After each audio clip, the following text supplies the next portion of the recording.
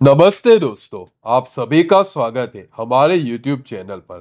दोस्तों, आप सभी से एक रिक्वेस्ट है कि हमारे चैनल को सब्सक्राइब कीजिए ताकि मुझे हेल्प मिल सके। दोस्तों, इस वीडियो में हम आपको बताएंगे उस अद्भुत कहानी के बारे में जब महाशक्तिशाली रावण ने स्वर्गलोक की सबसे सुंदर अप्सरा रंभा को चुनौती दी थी। रंभा के दिव्य सौंदर्य और रावण के अहंकार के बीच क्या हुआ, रावण की शर्त और रंभा के सतीत्व का जवाब आपको हैरान कर देगा। यह कहानी रामायण से जुड़ी एक महत्वपूर्ण घटना है जो आपको देवलोक के रहस्यों से परिचित कराएगी। तो आइए शुरू करते हैं इस अभूतपूर्व कहानी को। जब रावण कैलाश पर्वत पर बैठा था तब उसने कुबेर के भवन से जो भी संगीत की धुनें आवाज आ रही थी उसको सुना। इसी समय दिव्य वस्त्राभूषणों को धारण करने वाली तथा पूर्ण चंद्रमा के समान सुंदर मुख वाली समस्त अप्सराओं में श्रेष्ठ रंभा उसी मार्ग पर आ निकली। उसके अंगों में दिव्य चंदन का लेप था तथा सिर के केसों में पारिजात पुष्प गूंथे हुए थे। दिव्य पुष्पों से विशोभित वह रंभा दिव्य उत्सव के लिए जा रही थी।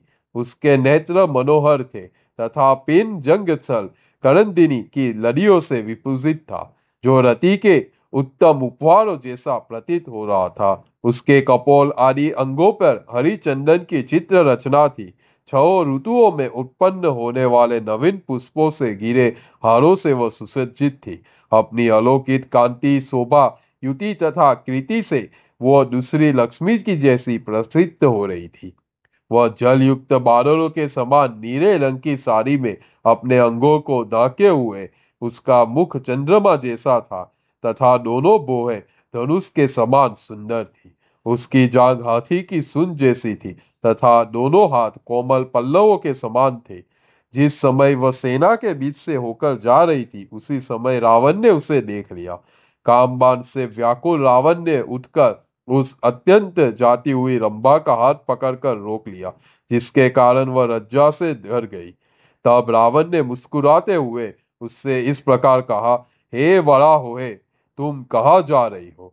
किसकी कामना पूरी करने के लिए स्वयं चल पड़ी हो? किसके भाग्योदय का समय आया है जो तुम्हारा उपभोग करने वाला है? कमल तथा उत्पन्न की सुगंधों के युक्त तुम्हारे मुखर बिंदु का रस अतुल अमृत तुल्य है। इसके द्वारा कौन तृप्ति प्राप्त करेगा?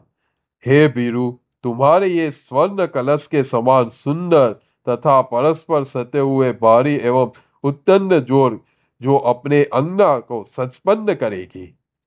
स्वर्ण की लड़ियों से विशोभित स्वर्णमय चक्र जैसे विपुल विरस्तधारी वाले तुम्हारे पिन जंग स्थल पर जो स्वर्ग स्वदूत प्रतीत हो रहे हैं, आज कौन भाग्यशाली आरोहण करेगा?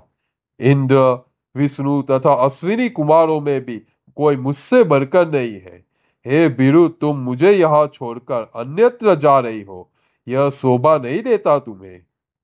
हे स्थूल नितंबों वाले, तुम इस सुंदर शिला पर बैठकर विश्राम करो। तीनों लोकों का स्वामी मेरे अतिरिक्त और कोई नहीं है। तीनों लोकों के स्वामी का भी स्वामी तथा विधाता दशानन रावण आज विनीत भाव से हाथ जोड़कर तुमसे यह याचना करता है कि तुम मुझे स्वीकार करो। रावण द्वारा ये सब कहे जाने पर रंभा कांपने लगी और दोनों हाथ जोड़कर बोली, आप कृपा कर कर मुझसे ऐसी बातें ना कहे, क्योंकि आप मेरे गुरुजन पिता तुल्य है। यदि कोई अन्य व्यक्ति मेरा तिरस्कार करना भी चाहे तो आपको मेरी रक्षा करनी चाहिए। मैं धर्म अनुसार आपकी पुत्र वधू हूँ, अतः आपसे सत्य बात कह रही हूँ।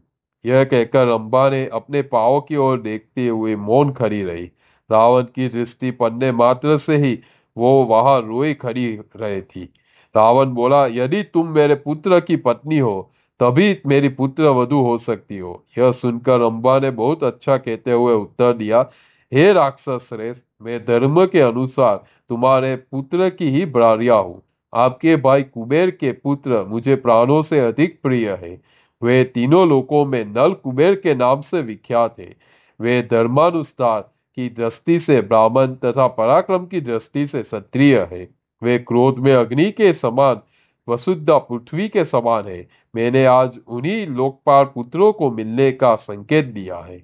यह संपूर्ण श्रृंगार मैंने उन्हीं के लिए किया है। जैसे मेरा प्रति का अनुराग है, वैसा ही उनके प्रति मेरा भी है।